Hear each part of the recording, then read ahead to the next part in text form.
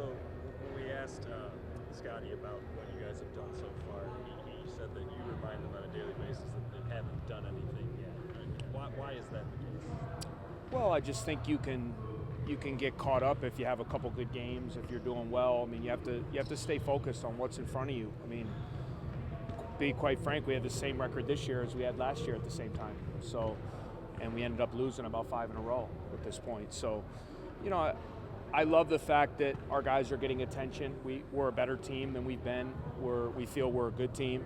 We have confidence, but in the grand scheme of things, we really haven't accomplished anything. You know, there's 12 games left in the conference. There's a lot of ball left to be played, and you know, you have a tendency when you start get attention or people, you can lose focus of what you need to do and get distracted. And you know, the moment you do that in a league like the Big Ten, you're going to get smacked to reality really quick. So we just have to stay focused on what's in front of us. That's what we've done all year. We talked about it before the first game. You know, let's see what's in front of us and take care of that. And at the end of the year, we'll get what we deserve. And hopefully those are good things because we've taken care of business. The ugly streaks are pretty much gone from this program, Chris, except Ohio State. We haven't won there since 1977. Really? I didn't know that. No, I mean, it's anytime you have a chance to do things that haven't been done in a long time, it's exciting and it should be motivating. So, you know, the last couple years we put ourselves in a position to win there and just haven't been able to close the deal. Specifically last year, I thought we played really well for about 34 minutes, and then, you know, they turned it up on us late and won the game. So, you know, it's a great program. Coach Mata has been a friend. I really respect what he's done there, the program he's built, and it's a hard place to play and win. And we know what we have ahead of us. We're going to have to be right. We're going to have to be tough. We're going to have to execute well, play good defense, and withstand a good home crowd in order to get a win in Columbus. Coach, how much has the defensive recruitment from last year to this year been just Vic being there and all the different things that allows you to do? I think Vic. I think Pardon. You know, I think improvement from other guys. I think improvement from McIntosh.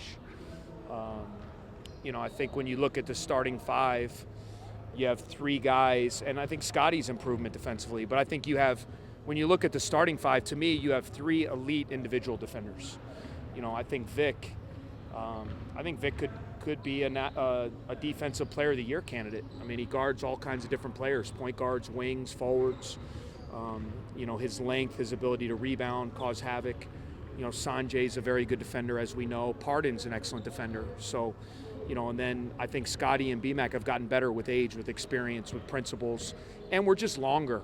You know, you look at the team where we cover more ground, you know, with Bryant being a pretty big point guard at 6'3", and then Scotty and Vic at the wings at 6'5" to 6'7", Sanjay 6'6", Derek's length.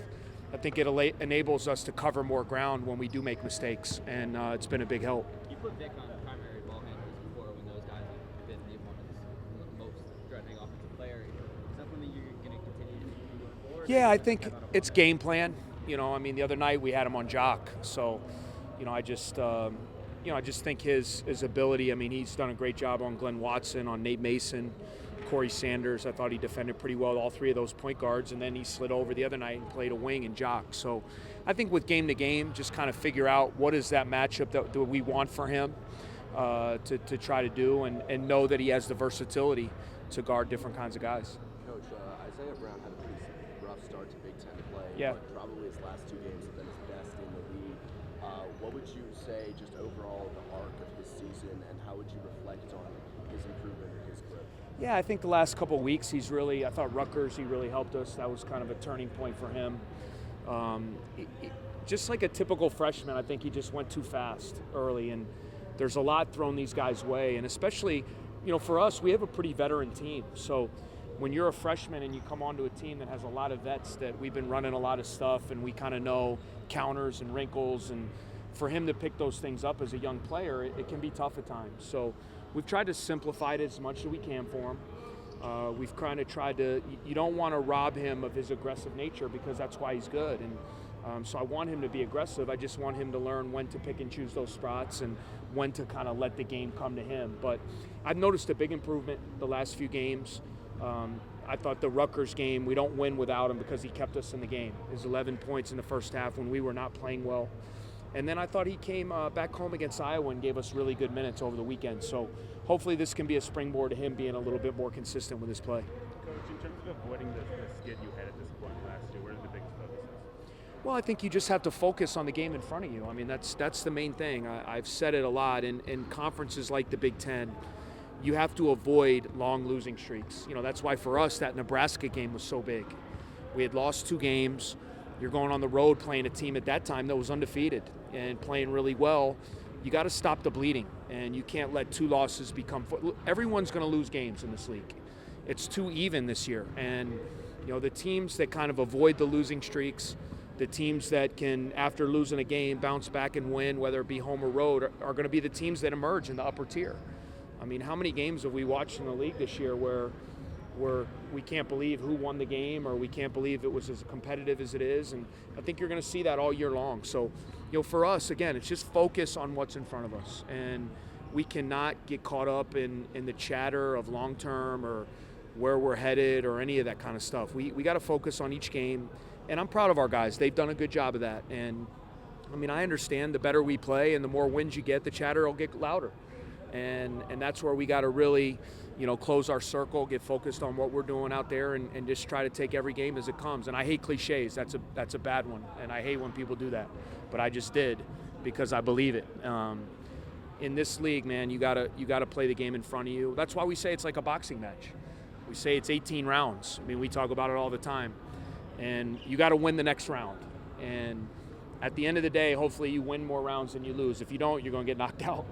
So that's kind of the simplest way for us to approach the conference season, and it's been a good thing for us. Coach, there's also a perception, I think, that the Big Ten's a little weaker this year. Do you think there's any accuracy to that, or do you think it's deeper? Or how would you size up the Big Ten this year? I don't know if it's weaker. I just maybe don't think you see that, like, and we'll see. I mean, I think Wisconsin's really good. I think Purdue's really good. I mean, Maryland's emerging as an outstanding team.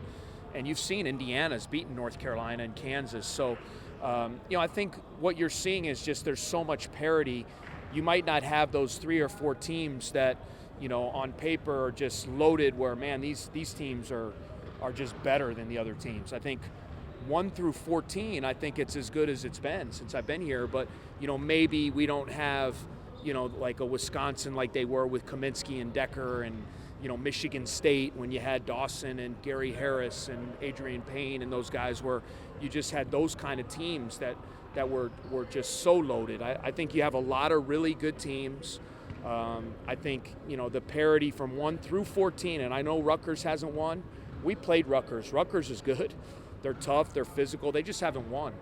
And so, I mean, I think from a nightly basis, I think it's as competitive as it's ever been. Coach, Derek's still pretty young, he's only a sophomore. He definitely has to accept like a veteran's burden this season. Yeah. How have you seen him in that role?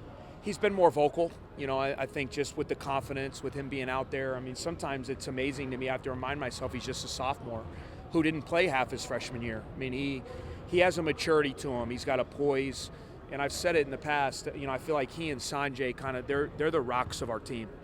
You know, they're on the back line. They're our anchors defensively around the basket. They both have good voices. You know, they're both not afraid to speak up and say things, and you know, they've just been quietly. You know, our perimeter gets a lot of attention, and rightfully so. They're really good players.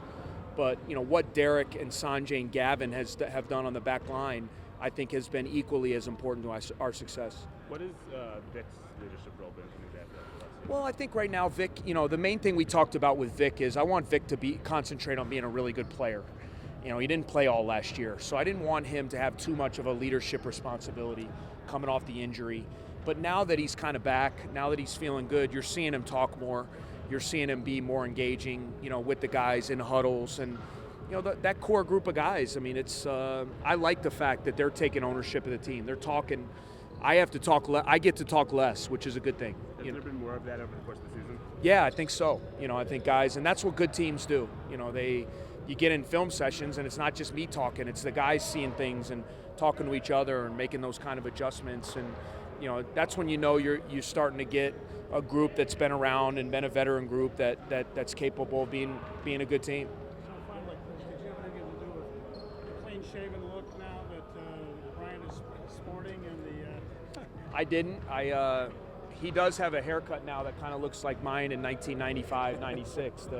the little fade cut that when I had more hair, that's what I did. But I think for him it was just a signature of kind of starting fresh. He'd had a tough time, wasn't playing maybe to what he thought his capabilities were. I think he was putting a lot of pressure on himself. And I think the main thing we talked about, let's just get back to playing and having joy playing basketball. And I think part of that, it was just, hey, what can I do? Let me get a haircut, let me shave, let me just start fresh. And I like it. I'm more of a clean-shaven type of guy, so I'm a big fan of it.